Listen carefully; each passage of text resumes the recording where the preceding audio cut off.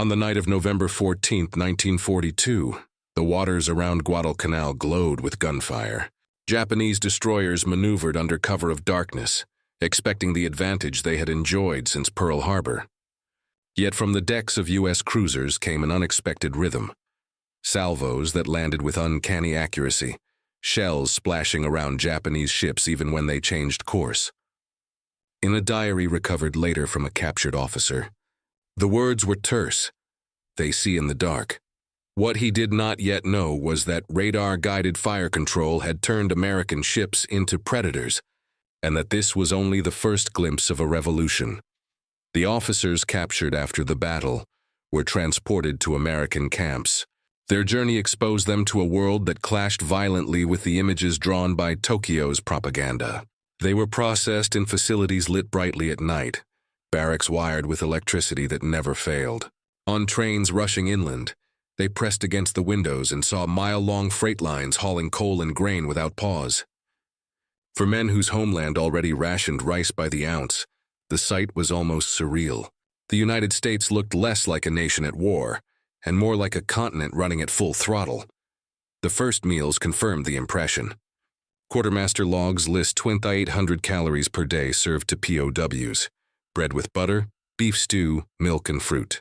The smell of bacon frying in the morning drifted across camp yards, leaving prisoners shaken. Their families back home were subsisting on sweet potatoes and millet. If this was how America fed its enemies, what did it serve its sailors before battle? The answer seemed to hang in the air with every bite. Letters smuggled home to Japan carried hints of the shock. A captured officer described electric lights glowing late into the night, heaters humming steadily, and radios broadcasting jazz and baseball scores. He warned his family that the war was not as Tokyo described. "The enemy does not suffer scarcity," he wrote. "They overflow with resources." It was a private confession, but one echoed across camps from Arkansas to Idaho. Newspapers available in the camps confirmed what prisoners were sensing. In 1942, American shipyards had launched 8 million tons of new shipping. By 1943, the figure more than doubled. Liberty ships poured into the Atlantic, while aircraft carriers, symbols of the new age, emerged from yards at Newport News and Brooklyn. Names like Essex, Intrepid, and Bunker Hill filled headlines. Prisoners whispered that while Japanese yards struggled to replace even a handful of carriers lost at Midway, the Americans seemed to produce them as easily as they produced bread. The sensory contrasts never stopped. At night, prisoners heard freight trains howling through the dark, each one pulling over 100 cars. They smelled fresh bread in camp bakeries, tasted butter and jam on slices thicker than anything at home. They touched paper magazines filled with glossy advertisements for refrigerators and phonographs, luxuries beyond imagination in wartime Japan. The abundance pressed in from every angle, until silence became their only defense. And yet, the memory of Guadalcanal lingered.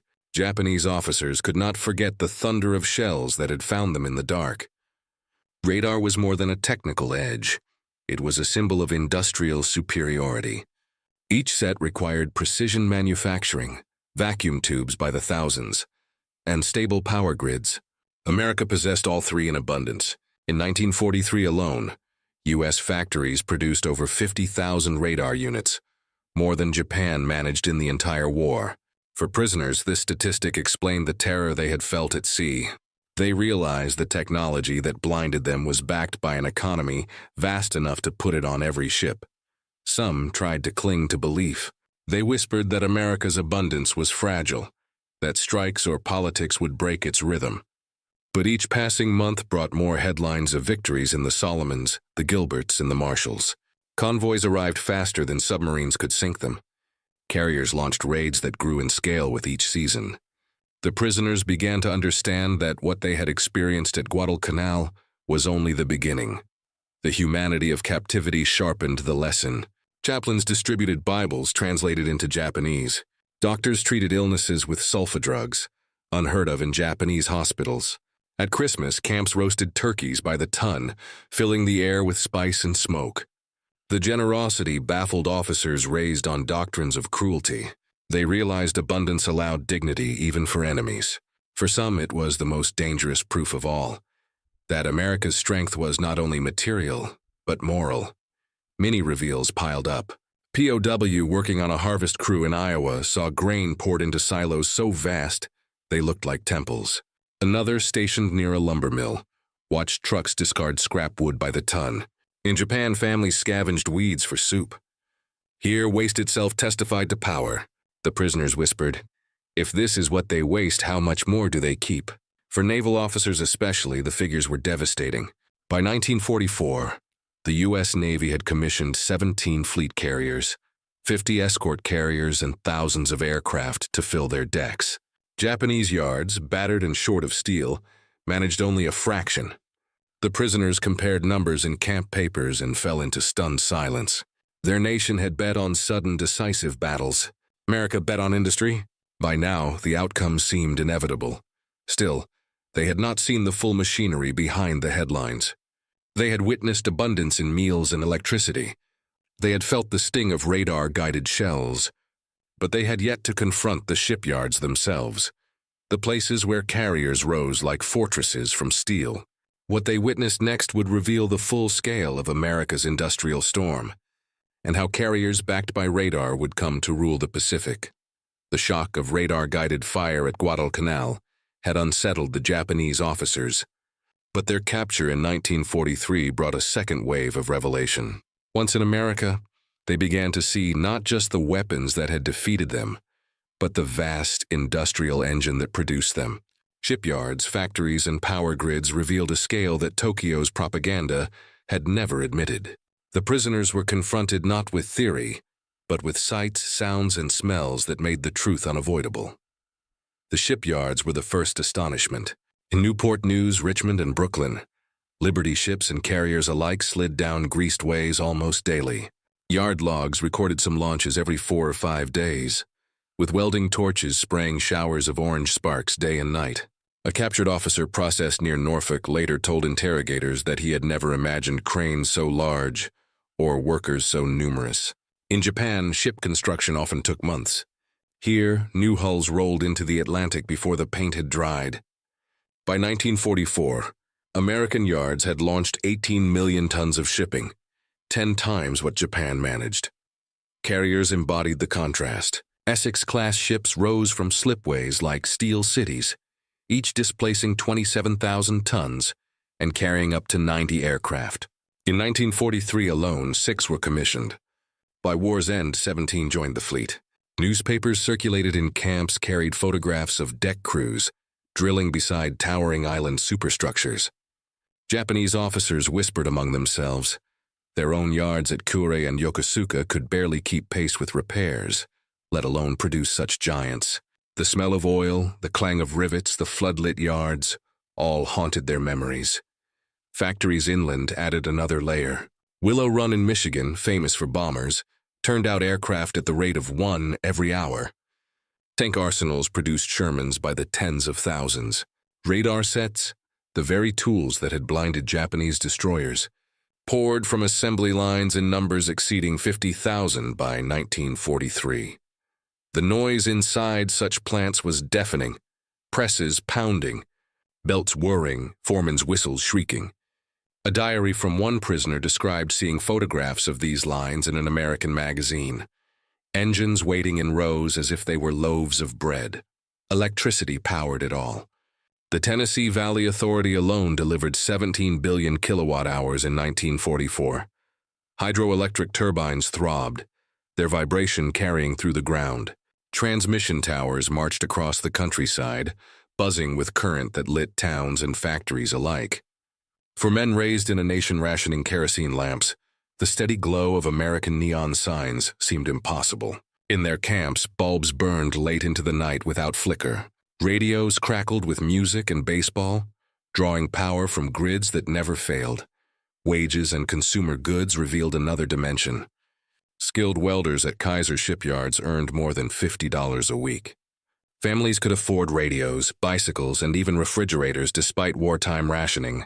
Glossy magazines in camp libraries advertised phonographs, tailored suits, and even new automobiles waiting for post-war release. The smell of ink on those pages carried a strange weight.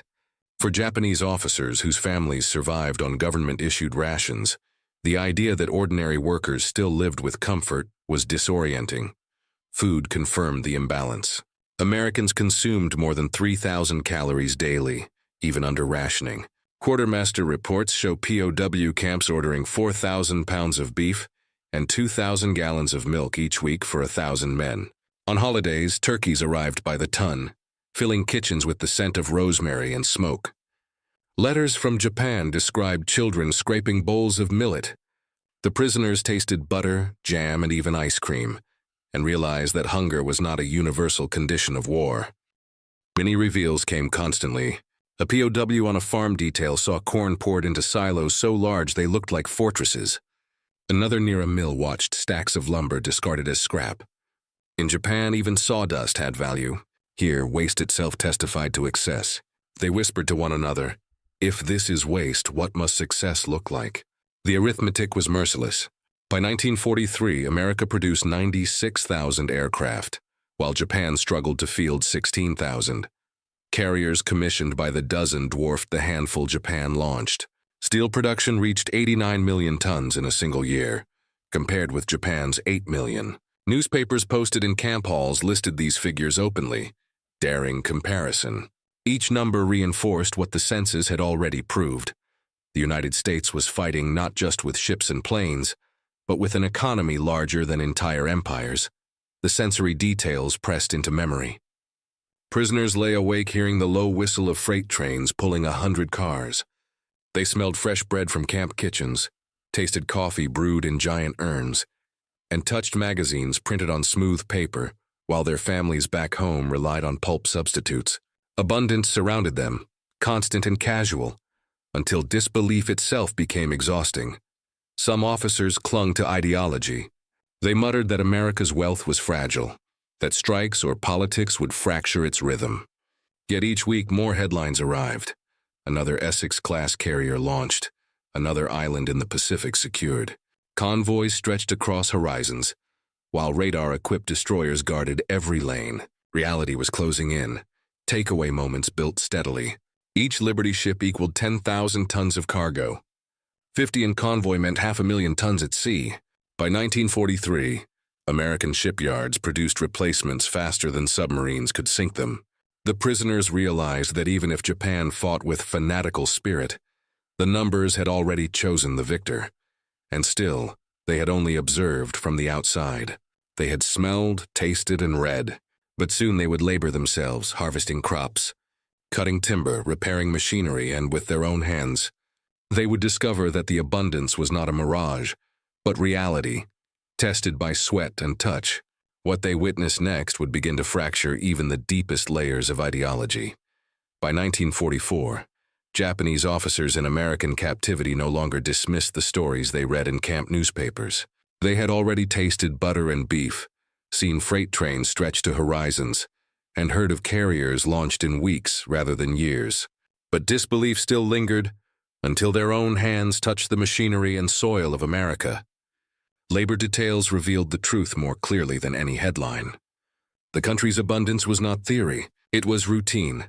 Visible in every bushel, every log, and every engine, farms absorbed thousands of prisoners. At dawn, under guard, they marched into fields where the smell of cut hay mixed with gasoline from tractors. Many had grown up on small Japanese plots carved from mountain slopes, where rice paddies required hours of handwork.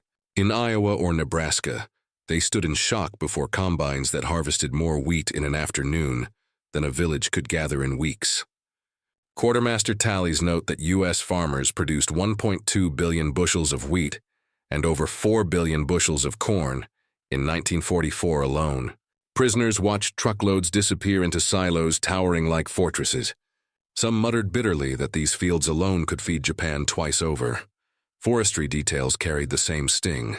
In Wisconsin and Oregon, POWs swung saws through dense forests where the sharp scent of pine filled the air. Diesel trucks groaned under stacks of timber, rolling toward mills where conveyor belts shrieked without pause. Camp log shows one prisoner crew cut 15,000 cords of wood in a single season. They marveled at the waste. Scrap burned in heaps, offcuts discarded. In Japan, families scavenged for twigs to boil rice. Here, abundance was so great it went up in smoke. Factories revealed the scale even more vividly. While barred from sensitive production, prisoners worked in canneries, textile mills, and repair shops. The noise inside was overwhelming. Presses hammering, belts clanking, foremen shouting above the din. A naval engineer, captured after Guadalcanal, recorded in his diary that he walked past rows of identical engines for Liberty ships. The smell of hot oil and paint hung in the air. He realized that Germany and Japan struggled to build even one spare engine, while in America dozens sat waiting like spare tools. Amid the labor, humane gestures unsettled prisoners further. Red Cross parcels delivered chocolate, soap, and writing paper. Chaplains organized Sunday services in Japanese. Hymns echoing in barracks strung with pine wreaths at Christmas. Camp records list 1,600 pounds of turkey served in a single holiday meal. The aroma of roasted meat and cinnamon pies drifted across compounds, shocking officers whose families at home rationed sweet potatoes by ounces. One whispered, "If this is captivity, what must their sailors receive at sea?" Medical care deepened the dissonance. In infirmaries, American doctors treated infections with sulfa drugs, and by 1945, penicillin, substances almost unknown in Japan. A lieutenant suffering pneumonia was placed in a clean bed with crisp sheets, heaters humming nearby, and a nurse who checked his pulse every hour.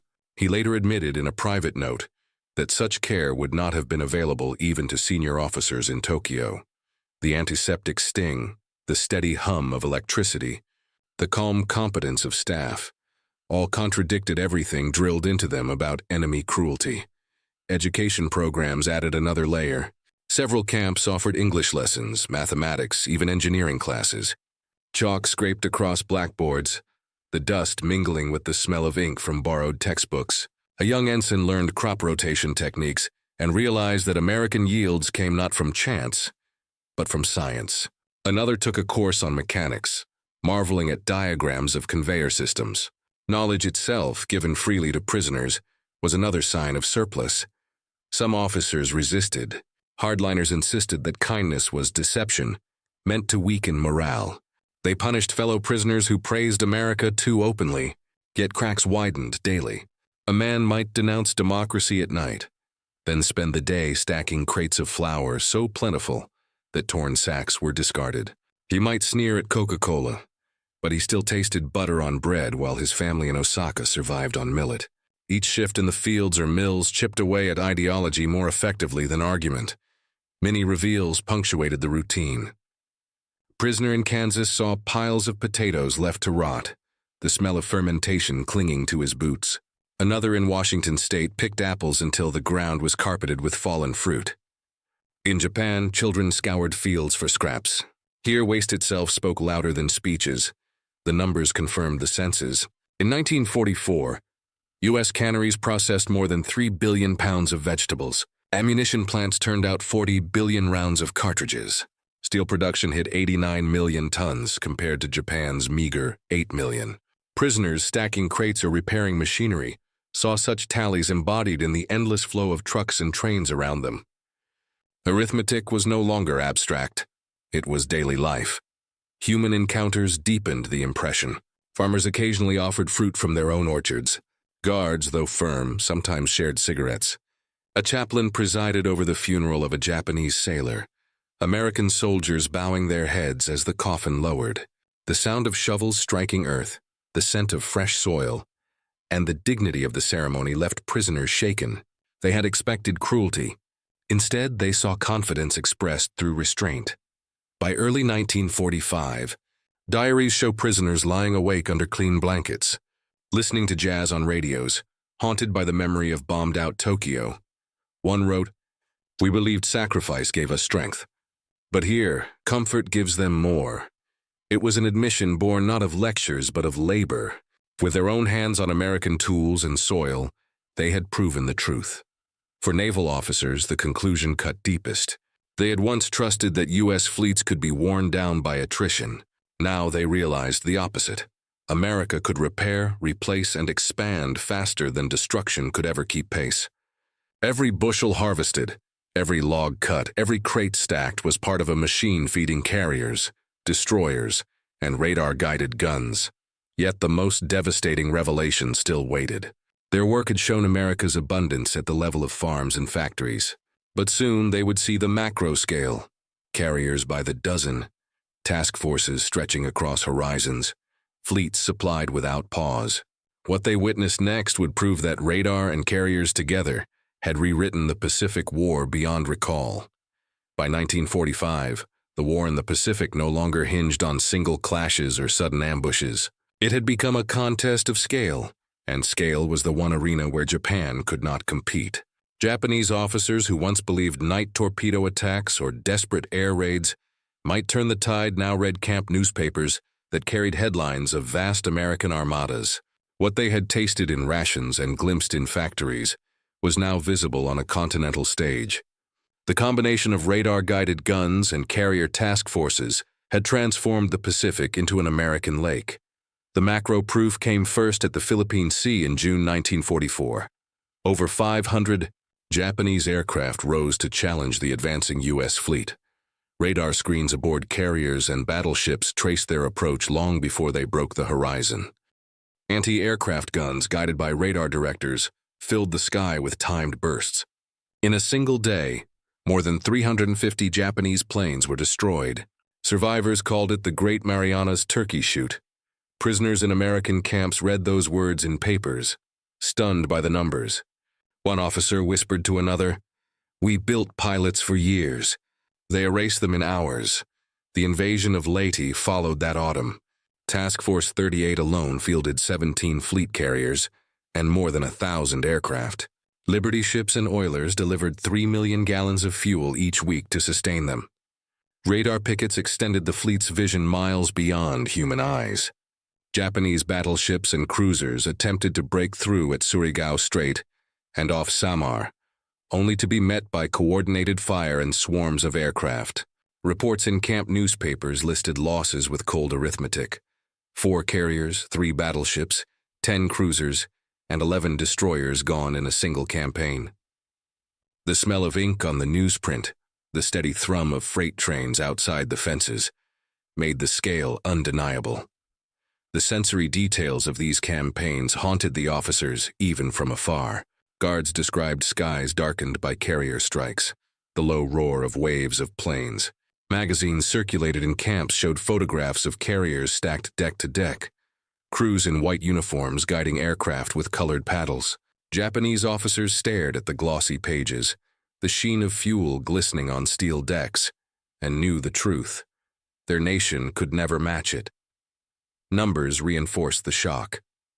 By 1945, the United States had commissioned 24 Essex-class carriers, 9 Independence-class light carriers, and over 100 escort carriers. Japan had managed only a handful, most sunk before they could prove useful. American shipyards launched 18 million tons of shipping in 1944, while Japan struggled to build even 1/10 of that.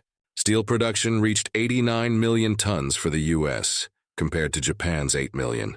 Each statistic read aloud in camp halls was another nail in the coffin of ideology. The Battle of Okinawa brought the final demonstration.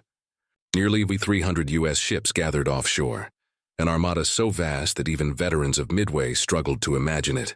Radar pickets intercepted kamikaze formations miles away, vectoring fighters into position. Anti-aircraft batteries stitched the sky with fire, their shells detonating with precision, thanks to radar fuses. In 12 weeks, the Japanese lost more than 4,000 aircraft. Camps buzzed with whispers, "We cannot match their eyes." The prisoners remembered nights at Guadalcanal when radar-guided salvos struck them in darkness. Now, the same technology ruled the skies and seas in daylight. For the prisoners, the psychological shift was complete. They had once sneered at American luxury, convinced it bred weakness. Instead, they saw that abundance created endurance. America did not merely fight battles. It supplied them with oceans of food, fuel, and steel. Liberty ships ensured that every carrier deck was stocked, every radar screen powered, every gun supplied with shells. Comfort and science had become weapons sharper than any sword. The aftermath confirmed the lesson. When Japan surrendered in August 1945, prisoners read reports of B-29s dropping not just bombs, but pamphlets by the millions, supplied by convoys that had never ceased. They learned that American oil output in 1944 alone had reached 1.7 billion barrels, enough to fuel the entire Pacific War many times over. They read that radar sets numbered in the hundreds of thousands, deployed on ships, aircraft, and even trucks. For men raised on stories of samurai valor, it was a humbling truth. Wars were decided not by spirit alone, but by arithmetic. Returning home after the war, many officers faced ruins. Tokyo smoldered, Yokohama lay flattened, and Hiroshima and Nagasaki bore scars that defied comprehension. In memory, they contrasted the wreckage with the glowing lights of American towns, the taste of holiday meals in captivity, and the endless train whistles they had heard at night. They realized that the enemy they had fought was not only the sailor firing a gun, but the society that built the gun, powered it with electricity, and fed its operators steak and coffee before battle. Historians would later note that radar and carriers symbolized more than technological superiority. They embodied the capacity of a democracy to mobilize factories, farms, and people at unprecedented scale. The Japanese officers had witnessed it firsthand, even in captivity. A chaplain's prayer in a POW camp, a Red Cross parcel of chocolate, a guard casually turning on a radio, all small moments that reflected a deeper truth. Abundance gave America confidence to extend dignity even to its enemies. Epilogue.